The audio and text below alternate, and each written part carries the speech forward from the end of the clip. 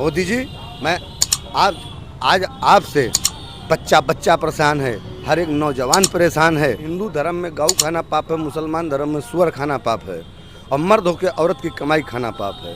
लेकिन आज और राहुल को कोई राजनीति से लगाव नहीं था, लेकिन जब उसने देखा कि मेरे दादा शहीद हो गए, मेरी दादी शहीद हो गए, मेरे पिता शहीद हो गए, मेरी विधवा माँ। दोस्तों आदाब, नमस्कार। मैं इस वक्त मौजूद हूँ डालीगंज के एक गौशाला में और हमारे साथ मौजूद हैं सोनू वाजपेयी जी, जो बहुत ही चर्चित और वायरल चेहरा हैं, जो कुछ समय पहले तक अपने जीवन के 20 वर्ष को इन्होंने भारतीय जनता पार्टी में खपाया। उसके बाद ऐसी इनके साथ मुसीबत आन पड़ी कि इन्होंने बीवी के जेवर बेचने के बाद ये संत बन गए और मंदिर में अपना पूरा और गौ सेवा में पूरा अपना समय लगा रहे हैं। क्योंकि मैं रास्ते से गुजर रहा था तो मुझे जो है सोनू वाजपेयी जी गौशाला में ही मुझे दिखाई पड़े, तो मैंने आदाब और नमस्कार किया और मिलने के लिए और बात करने के लिए हमसे तैयार हो गए। सोनू जी, बहुत बहुत आपका मैं आभारी हूँ कि आपने मेरे चैनल को बात करने के लिए समय निकाला। तो और आप देख रहे होंगे क्योंकि आप बहुत वायरल रहे हैं अपने दौर में। एक ये बताइए कि आपने 20 वर्ष भारतीय जनता पार्टी को अपना समय दिया, उसके बाद जेवर बेचने वाली कहानी क्या पूरी है? क्योंकि बार बार मैं देख रहा हूँ। देखिए, जेवर बेचने वाली कहानी ये है कि एक जोश होता है, एक उमंग होता है, एक कार्यकर्ता, मतलब जब देश के लिए कोई जवान लड़ाई लड़ता है, भ्रष्टाचार के खिलाफ कोई लड़ता है। मैं 2011 में भ्रष्टाचार के खिलाफ लड़ाई लड़ा था। अन्ना हजारी जब अनशन बैठे थे तो यही लखनऊ गांधी प्रतिमा पे मैं 13 दिन भूख प्यास त्याग करके अनशन बैठा था। उसी समय जो है माननीय योगी जी अन्ना हजारी के पास तिहाड़ जेल पे मिलने के लिए गए थे। तिहाड़ जेल मिलने के लिए गए तो हम लोग भ्रष्टाचार मिटाओ देश बचाओ लोकपाल बिल पारित करने के लिए हम अनशन बैठे थे। और उसी अनशन के बाद फिर जब हमने भारतीय जनता पार्टी की एक अच्छी सरकार बनाने की सोची कि भाई इसमें महंगाई कम होगी, क्योंकि एक बार सरकार बनी थी भारतीय जनता पार्टी की, तो उसमें सिलेंडर का जो है सस्ता था, पब्लिक को थोड़ा रिलीफ दिए। और गुजरात में जो है शराब बंद हुआ था, और तो इसीलिए हम सोचे कि शायद हमारे उत्तर प्रदेश में भी परिवर्तन आएगा। यहाँ शराब बंद होगा, यहाँ माफियागिरी बंद होगी, यहाँ रोजगार होगा, यहाँ शिक्षा का महत्व होगा। मोदी जी बड़े पढ़े लिखे, बड़े जेंटलमैन आदमी, बड़े जेंटलमैन मुख्यमंत्री हैं, वो देश के प्रधानमंत्री बनने चाहिए। तो हमने उनको एक जेंटलमैन समझ के प्रधानमंत्री बनाया।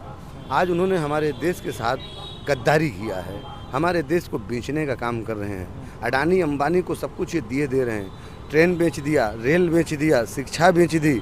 आप जहाँ लाल किला में इमामबाड़े में आप झंडा फहराते हैं, वो भी किराए रेंट पे दे दिए हैं। ये क्या है? ये हम लोगों को जो है जो गाँव में जो कॉलोनी दे रहे हैं, गाँव में शौचालय दे रहे हैं, कॉलोनी नहीं दे रहे हैं। ये आप समझ लीजिए कि आपको टेंट हाउस दे रहे हैं। ये आपको 5 किलो राशन नहीं दे रहे हैं। ये 5 किलो राशन के बदले में आपको, आप ये बताइए, एक छोटा सा मैं उदाहरण देता हूँ, आपका पूरा सर्वनाश कर दिया जाए, आपकी खेती नाश कर दी जाए, आपके बच्चों को नौकरी न दी जाए। हमारे बच्चे गांव में विकास की बात कर रहे हैं, नौजवान भाग के आ रहा है शहर में, यहाँ 10,000 की नौकरी कर रहा है, 3,000 का रेंट पे मकान ले रहा है, वो अपना कन्वेंस भी देख रहा है, अपना कपड़ा भी देख रहा है। वही बच्चा अगर अपने ज़िले में रह के सेवा करे तो अपने माँ बाप की भी सेवा कर सकता है, अपनी बहन की भी सेवा कर सकता है, अपनी खेती की भी सेवा कर सकता है, अपने गाय भैंस जानवरों की सेवा कर सकता है। आए पर किसी वक्त बेवक्त इंसान मदद कर सकता है, लेकिन कोई किसी काम का नहीं। तो विकल्प क्या है? क्योंकि कांग्रेस को तो लोग, भारतीय जनता पार्टी ने एक पोस्टर आज वायरल किया है। उस पोस्टर में कहा है कि इस दौर के रावण हैं राहुल गांधी। ये भारतीय जनता पार्टी के ट्विटर हैंडल से ये मैं भारतीय जनता पार्टी ने जो कहा है, मैं आज भारतीय जनता पार्टी को बता दूं कि ये जो मोदी जी आज प्रधानमंत्री हैं, ये समझिए राहुल जी की रिजेक्ट की हुई फिल्में हैं। राहुल एक मतलब ऐसा जेंटलमैन पर हमारे देश का प्रधानमंत्री का लड़का है, 70 साल जिसने देश को चलाया है, उसका लड़का माननीय राहुल गांधी है। तो ये एक पूर्व प्रधानमंत्री का, अब जैसे राम मंदिर जाना हुआ या काशी जाना हुआ तो इनको रोक लिया जाता है। क्यों रोक लगा दिया जाता है? जिसने देश को चलाया है 70 वर्ष, उसका पोता है, नाती है, इस देश का राजा नहीं महाराजा है। वो किसी का मोहताज नहीं है। आज अगर चाहती सोनिया जी तो उस अपने लड़के को छोड़ के मनमोहन जी को प्रधानमंत्री बनाया था। राहुल चाहते तो उस समय प्रधानमंत्री बन सकते, लेकिन राहुल को कोई लगाव नहीं था राजनीति से, और राहुल को कोई राजनीति से लगाव नहीं था। लेकिन जब उसने देखा कि मेरे दादा शहीद हो गए, मेरी दादी शहीद हो गए, मेरे पिता शहीद हो गए, मेरी विधवा माँ दर दर में उसकी हंसी उड़ाई जा रही है। अभी सतपाल महाराज, जगदम्बिका पाल रीता बहुगुणा जोशी कांग्रेस की रीढ़ हुआ करते थे, सबसे पुराने सीनियर नेता हुआ करते थे। आज वही रीढ़ की जो है भारतीय जनता पार्टी ने रख लिया है। आप देखिए इनके कहाँ कहाँ आश्रम नहीं, कहाँ कहाँ स्कूल नहीं है, कहाँ कहाँ इनके होटल नहीं हैं, कहाँ कहाँ इनके रिसोर्ट नहीं हैं।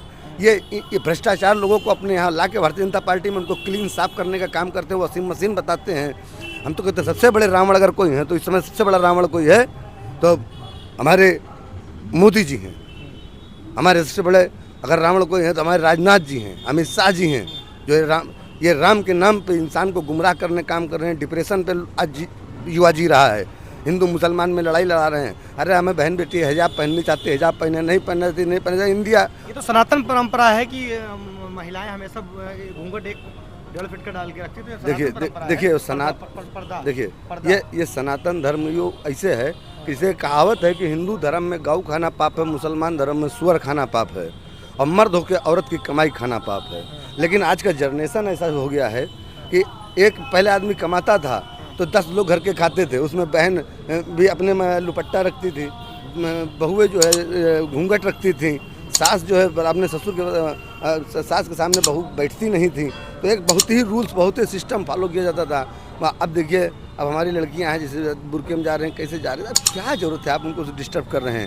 आप मदरसों को क्यों डिस्टर्ब कर रहे हैं? आप मस्जिदों को क्यों डिस्टर्ब कर रहे हैं? मुसलमानों को क्यों डिस्टर्ब कर रहे हैं? आज न जाने हज़ारों ऐसा हिंदू है जो मुसलमानों के यहाँ वर्किंग कर रहा है, नौकरी कर रहा है। आप अगर अतीक को यही सज़ा मिली होती, इलाहाबाद में जो अतीक मारा गया है, अतीक को अगर यही कानूनन सज़ा मिली होती तो आज हज़ारों घर जो अतीक के दम पे कमा रहे थे, खा रहे थे, कम से लाखों आदमी कमा रहे थे, खा रहे थे, आज वो बेचारे मारे डर के मारे, दहशत के, उनके रोजगार छूट गया, उनका काम छूट गया। आप उसको कानूनी तरीके से सज़ा दिलाते, आप उसको फांसी दिलाते, तो ये वो था। लेकिन जो 3 लोग इनकाउंटर करते हैं, अतीक का जो तीन लोग मारते हैं गोली, काउंटर नहीं, वो हत्या है और वो हत्यारे तीनों एकदम सेफ बच गए।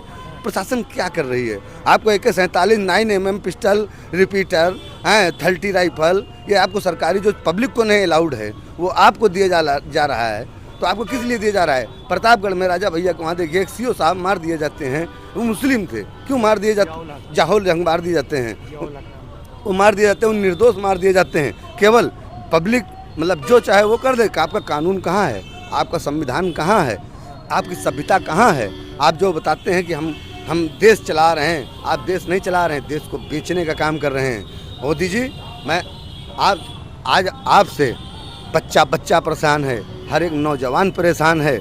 और मैं इस जगह पे जहाँ खड़ा हूँ, मेरी पत्नी ने आत्महत्या कर लिया था क्योंकि मैंने अपना जेवर बेचा था, सब कुछ किया, मैंने अनशन बैठा, मैंने देश के लिए भ्रष्टाचार के खिलाफ, मुझे इतना जुनून हो गया, मेरे आत्माओं की शक्तियाँ मुझको मिल गई। मैंने आग भी लगाई थी, आग में लगाने में मुझे भगवान ने मुझे पुनर्जन्म दिया, आत्माओं ने मेरी शक्ति दी। तो उसके बाद मैं यहाँ, मेरी बीवी ख़त्म हो गई तो मैं यहाँ भगवान की शरण में आ गया। भाई हमारे गुरु जो है 24 फुट का शिवलिंग देखिए आप बनाए हुए हैं। ये जैसे 24 कोट देवी देवता होते हैं, 24 कोट मतलब जब भी कोई पृथ्वी पर राक्षस का अवतार होता है तब कोई साधु जो है जन्म लेता है, संघर्ष करता है। तो इसी तरीके हमारे लिए अली भी हैं, हमारे लिए बजरंगबली भी हैं, हम हिंदू भी हैं, मुसलमान भी हैं। और हिंदू, मुसलमान, सिख, ईसाई आपस में सब भाई ये सब हम एक अंग हैं और हम एक संग रहना चाहते हैं। इसीलिए इंडिया गठबंधन को मजबूत करना चाहते हैं। आइए हम आपको मिलाते हैं अपने गुरुजी से। यहीं पे जो है मिलिट्री में डॉक्टर थे।